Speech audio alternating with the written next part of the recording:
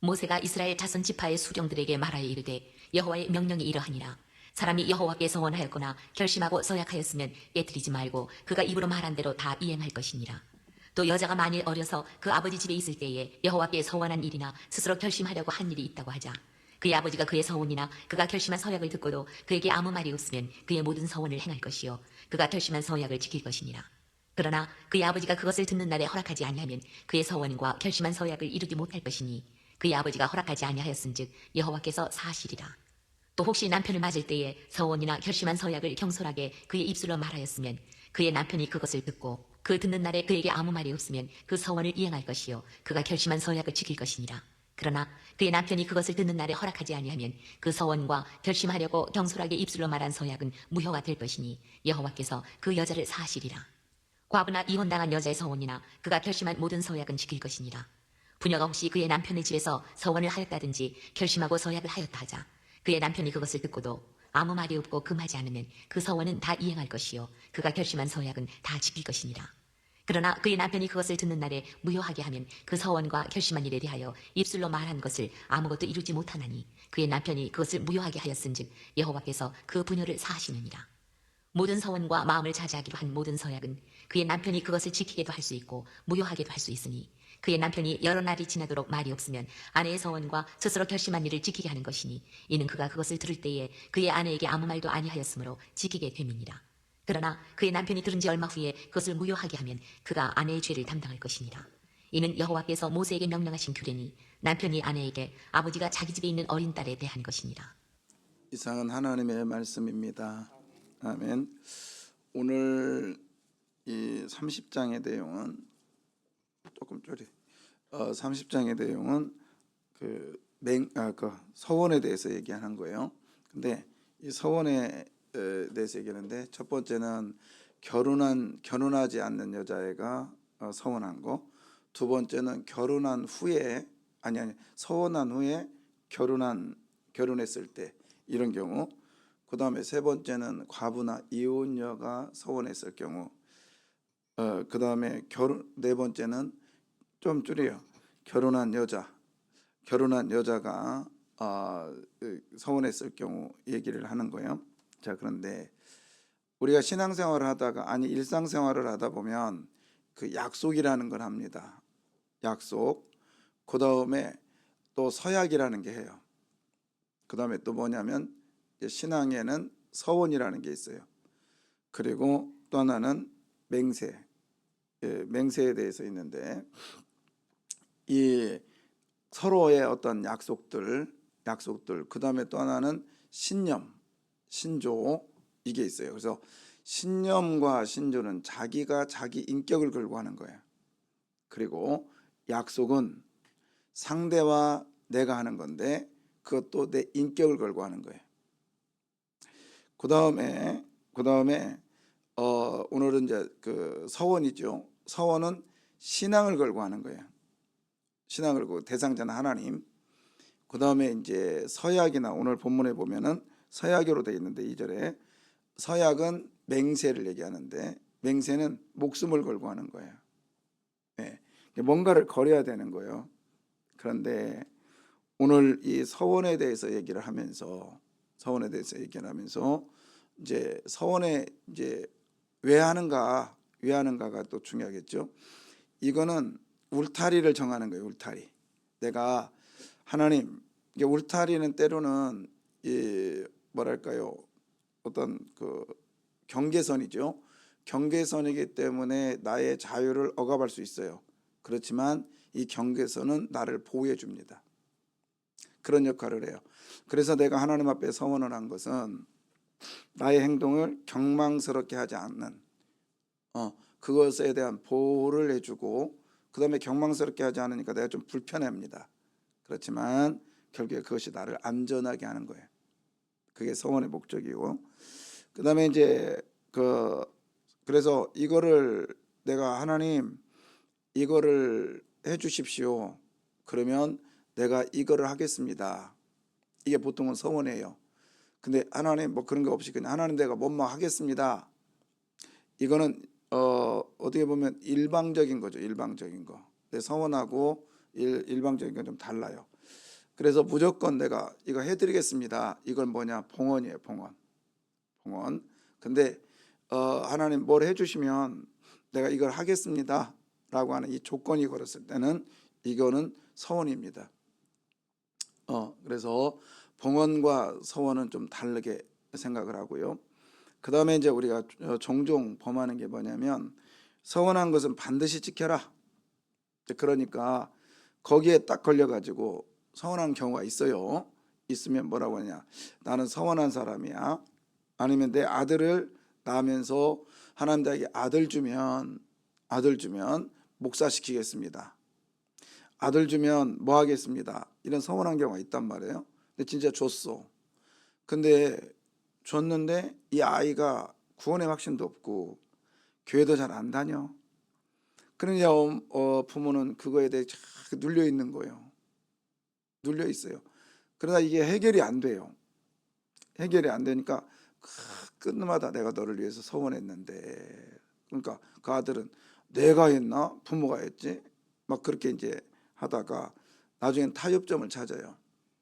하나님, 내가 이 아들을 목사를 안 시켜도 주의 일을 하게 하면 되지 않겠습니까?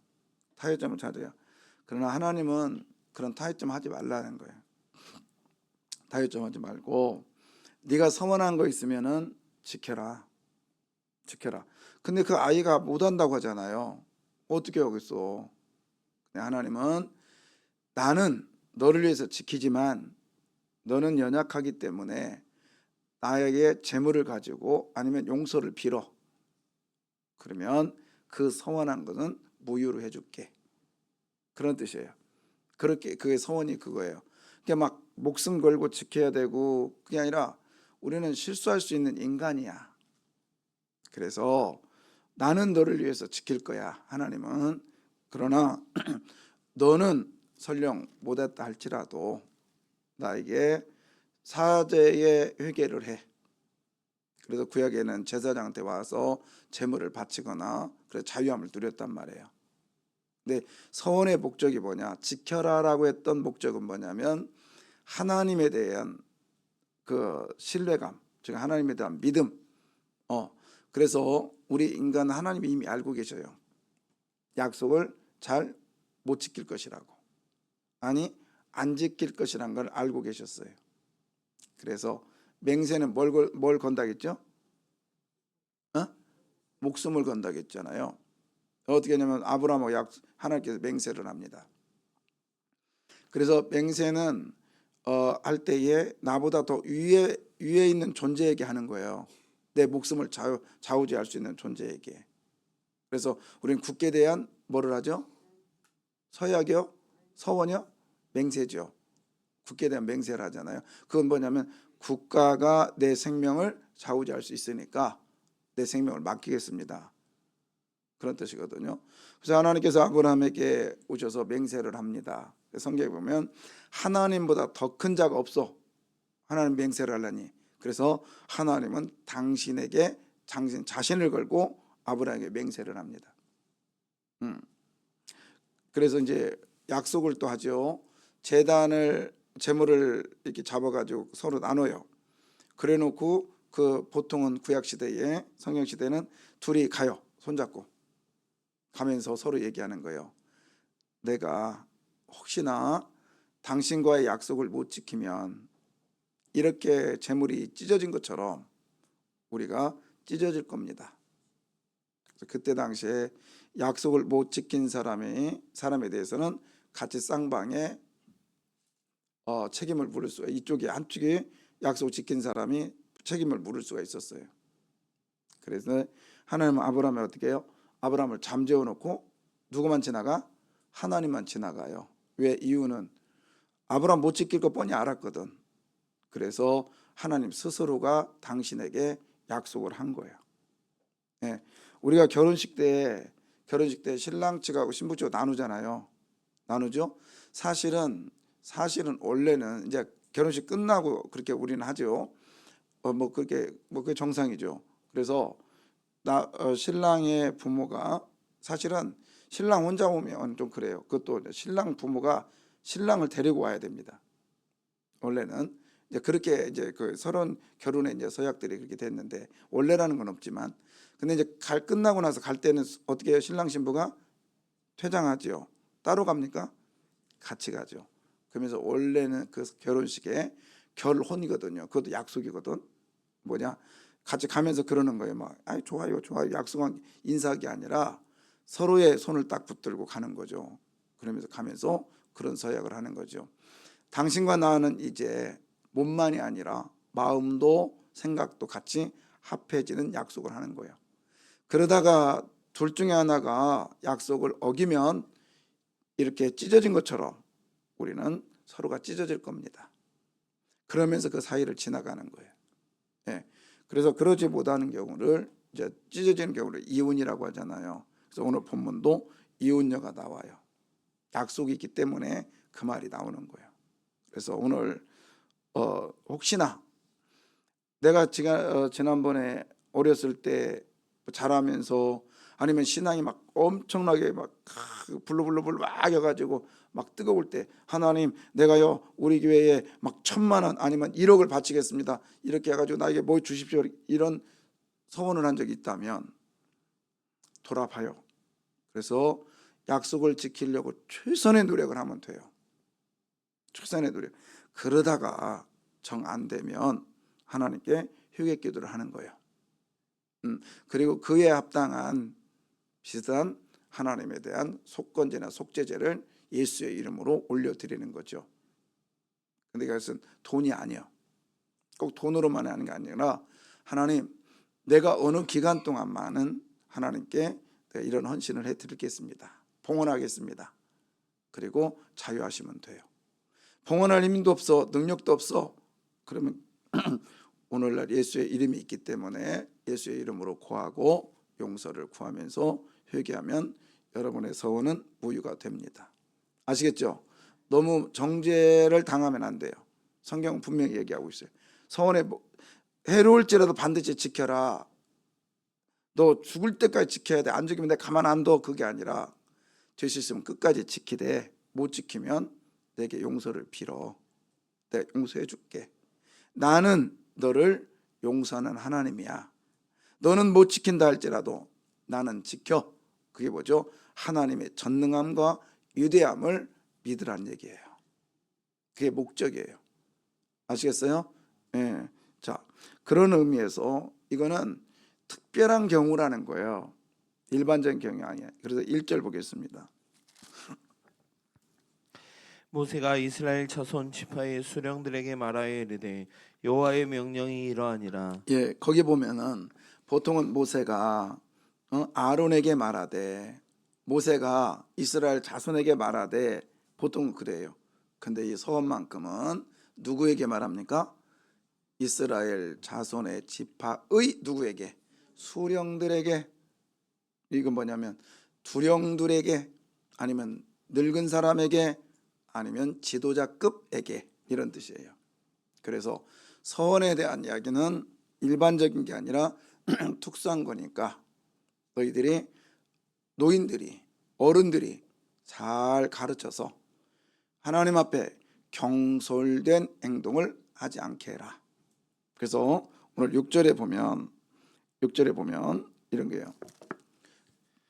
또 혹시 남편을 맞을 때에 서원이나 결심한 서약을 경솔하게 그의 입술로 말하였으면 예, 뭐 하였으면 경솔하게 말하였으면 이렇게 말하는데 경솔하게 이 말이 뭐냐면 너무 급하게 생각 없이 이렇게 하나님 앞에 하지 말라는 거예요.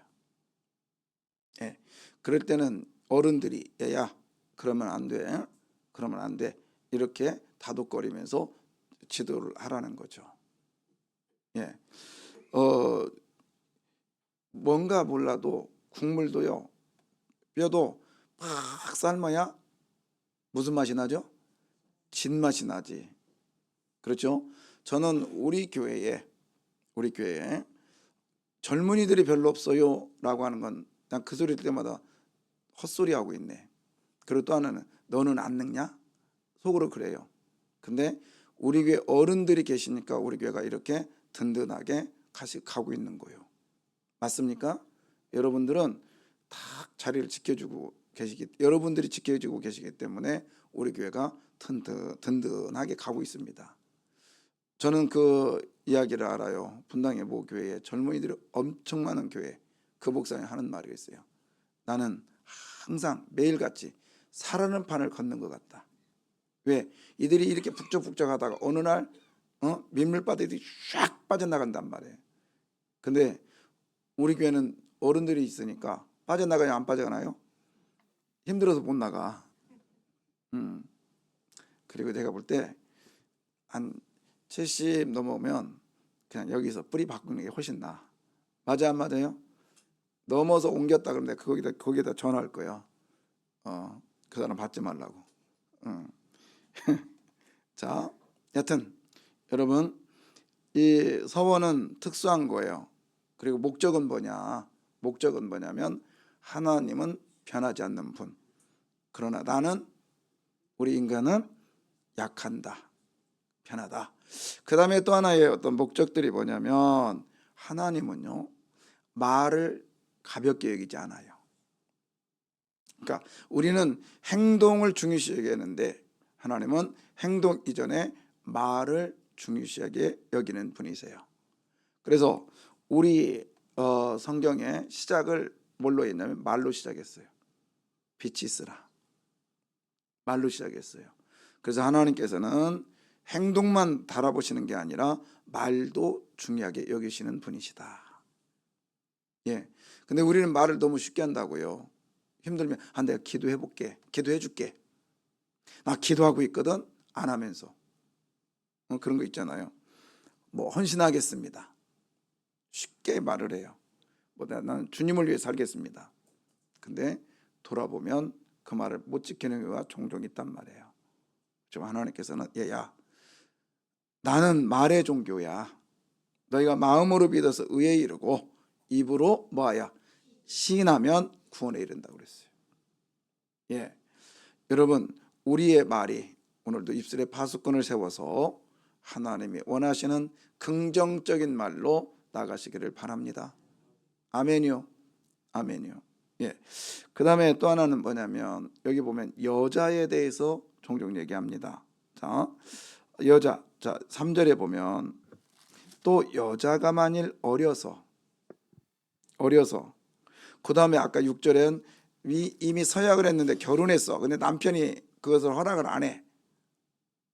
그리고 과부와 이혼녀, 그 다음에 결혼한 여자, 다 어려서 한 서약은 아버지의 허락을 받아야 되고, 그 다음에 결혼하기 전에 서약한 것은 결혼한 후에는 남편의 허락을 받아야 되고, 그 다음에 그 과부와 이혼녀는 스스로 해도 되고, 그 다음에 결혼한 여자는 남편의 허락을 받아야 된다.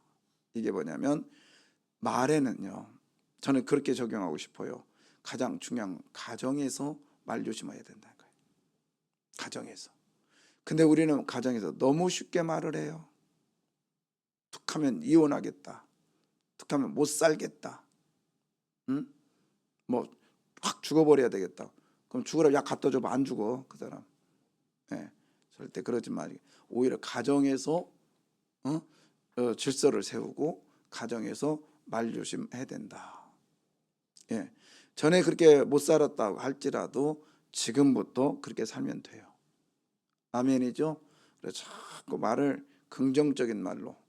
그래서 저는 이렇게 듣다가 말이 좀 되게 부정적인 얘기가 들으면 되게 겁나요. 왜냐하면 하나님께서 내 귀에 들린 대로 내가 시행하리라 하면 어떻게 할 거예요? 예, 그래서 우리는 매일같이 축복을 선포하시기를 바라요. 그 다음에 무엇보다도 가정의 책임. 하나님께서는 우리들이 가정을 주셨잖아요. 그래서 가정의 책임자가 분명히 있음을 알게 해주시는 거예요. 가정의 책임은 여자가 아니라 남편인데, 아니고 그다음에 남편뿐만 아니라 아버지잖아요. 근데 이게 가정의 책임이라는 게 뭐냐면 여자는 말해도 마. 여자는 아무것도 아니야. 이게 아니라 여자는 누구의 보호권에 있다? 남편의 보호권 안에 있다. 그런 뜻이에요. 남편의 보호권, 그 다음에 여자는 아버지의 보호권 안에 있다라는 것이지, 여자가 사람 남편답지 않다라는 게 아니에요. 성경은 여자는 남편의 보호 속에 있는 거룩한 존재라는 걸 말해주고 있어요. 예. 16절 보겠습니다. 이는 여호와께서 모세에게 명령하신 규례니 남편이 아내에게 아버지가 자기 집에 있는 어린 딸에 대한 것이니라. 예, 그래서 여호와께서 모세에게 뭐였어요? 명령했어, 명령. 쉽게 말하면 가정의 질서를 잘 지키고, 가정의 질서 속에 가장 우두머리는 하나님이세요. 그 하나님이 너희를 지배하는 것처럼 가정에서도 가장은 가장의 노릇을 해야 됩니다. 맞습니까? 그래서 저는 그렇게 생각했어요. 지금도 그렇게 생각하는데, 나는 아빠잖아요. 그죠? 그러면 아빠다운 행동을 해야 된다. 그 중에 하나가 먹고 사는 문제는 책임져 줘야 된다.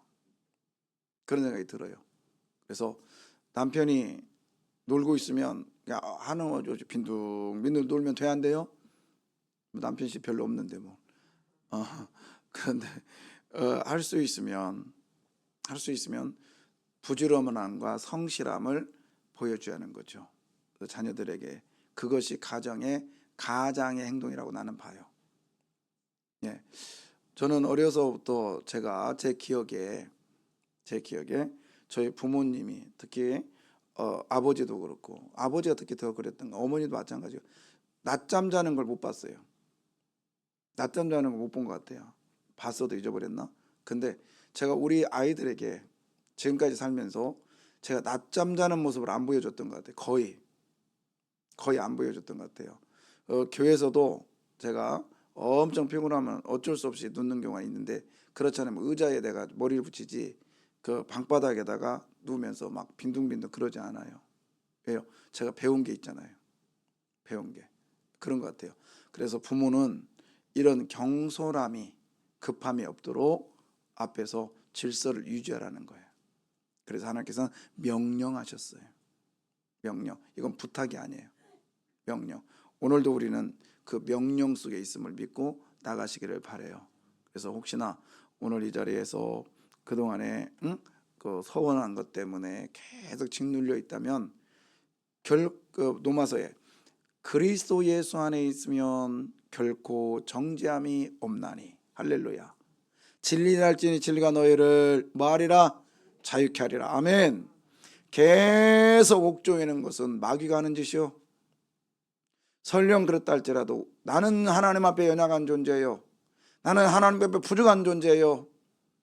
그런데요, 또 하나의 어떤 생각을 하면, 여러분, 서운할 수 있는 존재는요, 하나님의 특별한 특권을 얻은 존재인 걸 믿으십시오. 그렇잖아요. 아이가요, 내 자식이니까 나한테 부탁하는 거예요. 맞습니까? 옆집 아이가 나한테 부탁해요? 와서 목사님 나한테 와가지고 목사님 나 이번에 대학교 갔는데 등록금 좀 대주시오 합니까? 안 하잖아요. 안 하잖아요. 아이가 와가지고 내가 이번에 학교에서 1등 갈 테니까요 나한테 100만 원만 주세요 합니까? 안 하잖아요. 내 자식이니까 하는 거예요. 여러분, 하나님 앞에 약속하고 하나님께 서원할 수 있는 존재란 건 특별한 존재이기 때문에 하는 거예요. 그래서 여러분, 왜 특별한 존재가, 세굴라가 왜 정죄를 당하면서 비리비리 하냐고요. 그냥 털털 털고 가면 돼요. 아멘이에요. 그래서 저는 부목사 하면서 내가 실수하면 뭐 뒤에 득득 긋고 아우 제가 죄송했습니다 그러면 되는 거고, 근데 한 번 혼날까 봐서 살짝 속였는데요, 다 알고 계시는 거예요. 다 알고 계시는 거예요. 그래서 나는 그때 깜짝 놀랐어요. 내가 어느 집에 신방을 안 갔어요. 근데 저도 어느 그 정보를 알고 있었거든요. 근데 약간 틀렸나 봐요. 원로목사가 전화 와서 그 집 어땠어? 간 것처럼 얘기했어요. 솔직히 말해서. 그랬더니 하더니 딴 얘기 하시더라고요. 그러면서 딱 끊는데 다 알고 계셨던 거예요. 그때 내가 회개했어요. 가장 정직이 최고의 무기다. 맞습니까? 정직이 최고의 무기예요. 그 다음부터는 거의 안 하려고 엄청 노력했어요. 왜? 다 알고 계실 거니까. 여러분, 우리 하나님은요 다 알고 계세요. 믿습니까? 그 알고 계신 하나님께서 우리들에게 보시면서 그 알고 계신 하나님이 가장 기뻐하는 게 뭐겠어요? 살짝 속임수겠어요? 아니면 요령이겠어요? 사람의 잔머리겠어요? 아니죠. 정직한 모습을 하나님께서 최고로 기뻐하실 거예요. 믿습니까? 예, 기도하겠습니다.